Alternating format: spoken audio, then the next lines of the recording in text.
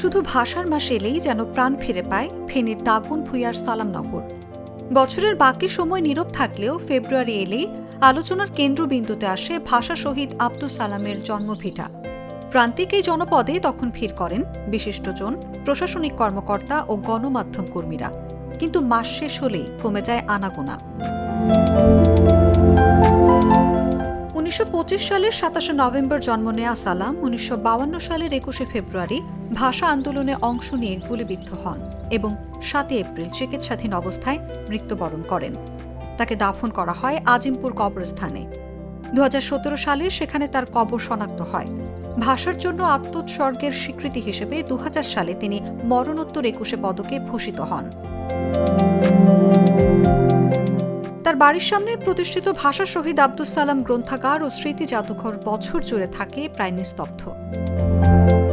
2024 সালের বন্যায় এই গ্রন্থাগারে ক্ষতিগ্রস্ত হয় বহু বই ও আসবাব। গ্রন্থাগারে বর্তমানে প্রায় 3500 বই থাকলেও নতুন সংযোজনের অভাব ও অবকাঠামোগত সীমাবদ্ধতায় পাঠক টানতে হিমশিম খেতে হচ্ছে।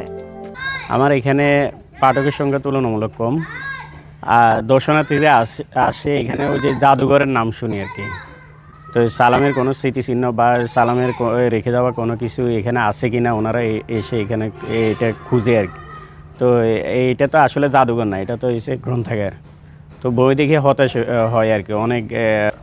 এই গ্রামটা সালাম আমাদের এমপি সাহেব আবার ভাষাভাষীর মন্ত্রী হয়েছে, ইনি স্বীকৃতি দিয়েছে এই মান উন্নয়ন কাজটা করবে। তো আমরা সালামনগরবাসী তার কাছে একটাই অনুরোধ, আমাদের সালামনগরে আসি দেখে যাক। আমাদের সালামনগরে একটা প্রাথমিক হাসপাতাল দরকার, আর পাশাপাশি গ্যাসের অনুমোদন হয়েছে যায়। আমাদের যে একটা ভাষা শহীদ সালামনগর, ভাষা শহীদ সালামনগর বলতে ভাষা শহীদ সালামনগরে আছে।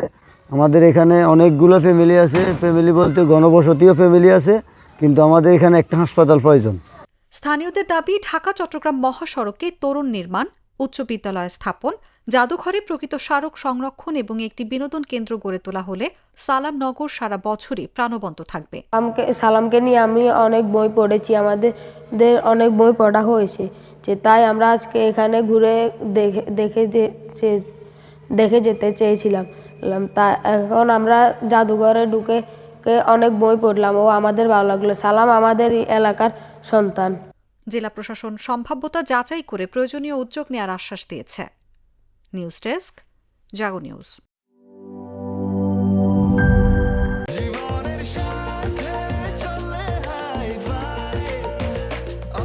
স্বাস্থ্যকর অল টাইম, সব সময় অল টাইম হেলদি লাইফ।